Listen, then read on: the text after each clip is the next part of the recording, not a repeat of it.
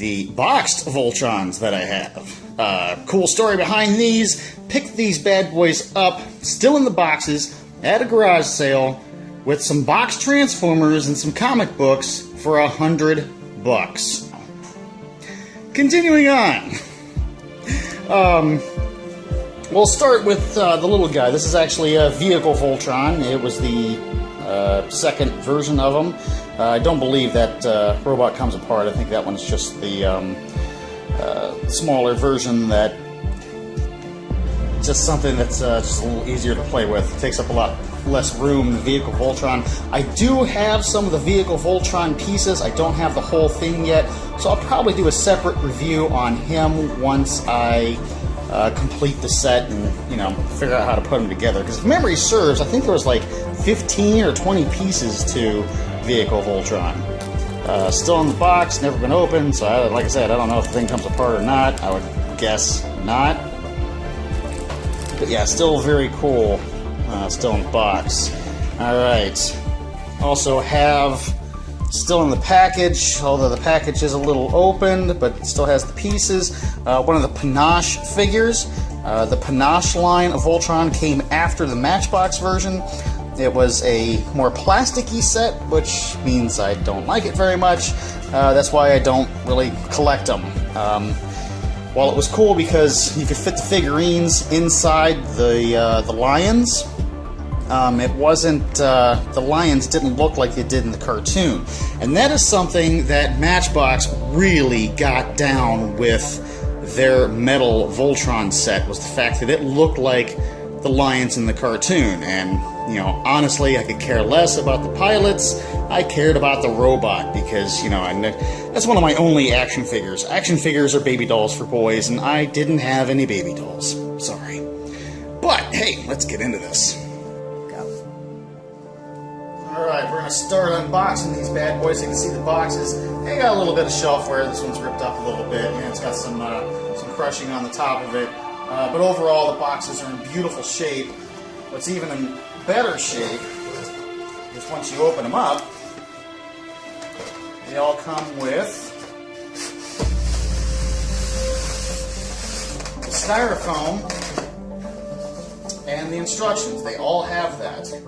And then to unbox the lions, they're heavy because they're all die cast with some plastic pieces on it. The legs are all plastic, but the chrome, the paint, I mean, these things are just immaculate. I really stole these things when I bought them. So, here's the yellow lion.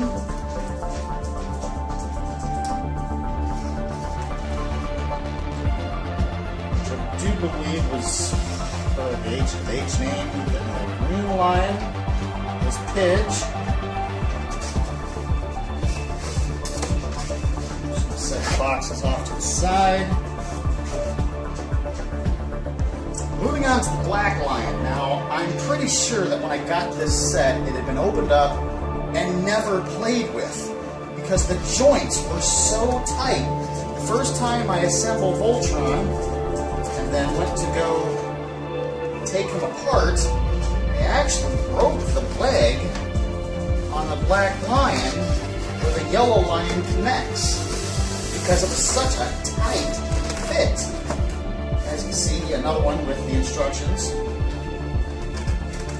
And then the black lion, unfortunately the leg is broken off. And it's broken where the metal is. So I've actually got a buddy who does welding, and I'm actually gonna, once I get room to display him, I've actually got a buddy that's gonna weld that up for me. We'll just set them there like that. The black lion.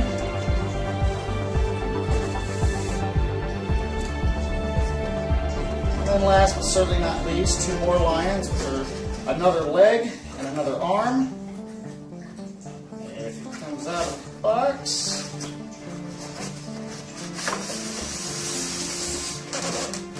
Again, another set of original instructions.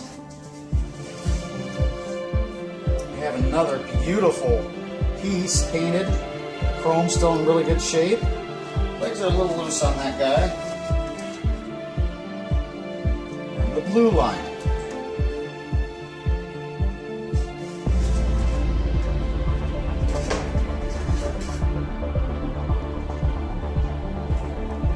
Now, the lions were formidable on their own in the cartoon. The lions themselves did a lot of, but separately, the lions did a lot of combat on their own. In the cartoon, they'd have some kind of energy saber that would just appear in their mouths. They'd carry it in their mouths, and they could run, beside things and cut things with the saber. There's actually a really good review. Check out Retro Blasting channel. I forget the gentleman's name, but he does some really great reviews. He does a much more in-depth review of the cartoon and how they relate to the toy line. But it's really the best review I've seen on YouTube. So I'm going to give a shout out to that guy, because that guy rocks. Yeah, check out Retro Blasting's channel. Now, each lion had its own gimmick, weaponry or whatnot.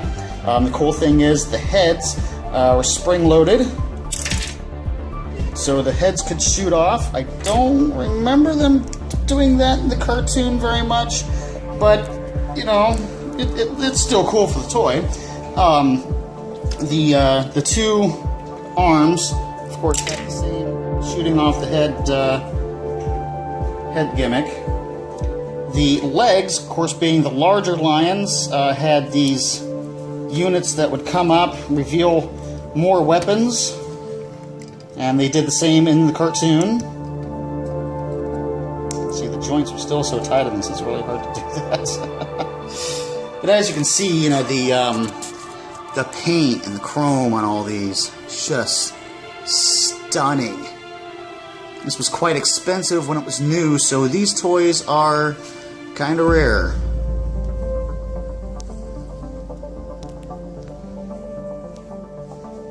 And here he is with some weapons. Now, I don't know. I know I've seen the packaging for the original Voltron. I didn't see the sword or the shield come with it, so I'm kind of confused on where those come from. But then again, I am the aficionado on Transformers, but there's some other toys I just don't know about yet. But yeah, give it time. If you know where the sword and the shield came from, feel free to leave it in the comments. They connect really well. How they connect is the shield obviously has a tab that goes down into the lion's mouth, and same way with the sword. It just holds the base of the sword, which is pretty cool. The scaling for Voltron, each lion was about the size of a full-size Transformer. About twice the size of a full-size Transformer. So this put together, scale-wise, if they actually existed, would be roughly twice the size of Devastator.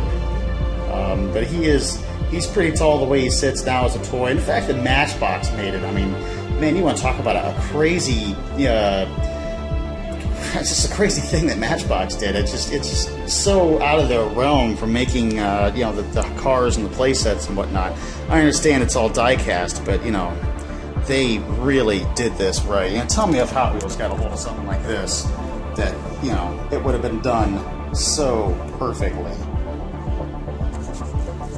Oh, sorry, I didn't open these up. There we go. It looks a bit more proper, and what's really cool is too, you can tell this thing was never played with, because on the bottoms of the feet, you can turn them upside down on the bottoms of the feet. It has no playwear on it whatsoever. You figure if it stood anywhere rough, like a wood floor, maybe the driveway or something would scuff up, underneath the lions here, and it's just so pristine.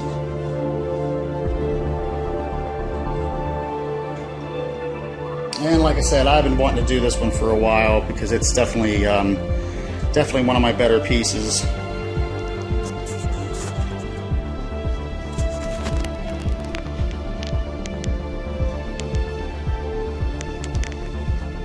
He's very poseable. You can pose him all sorts of different ways. Like I said, I can't wait to get the room to display him. But there it is, guys. That's the Voltron collection. Not to forget that little guy, Lance there from the Panache line, all the boxing, everything. Yeah, who would have thought you could find an unboxing video of a toy that was, 30 years old now?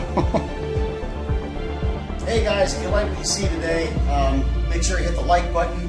Subscribe. Just got more videos coming. I got the Earl diecast. I got the Tootsie Toys. I got all sorts of stuff coming for you guys. So subscribe to the channel if you want to see more. And as always, share. Get those views up, because the more views I get on stuff like this, the more videos I'm going to do for you guys. Alright? One Bad Decepticon. I'm out.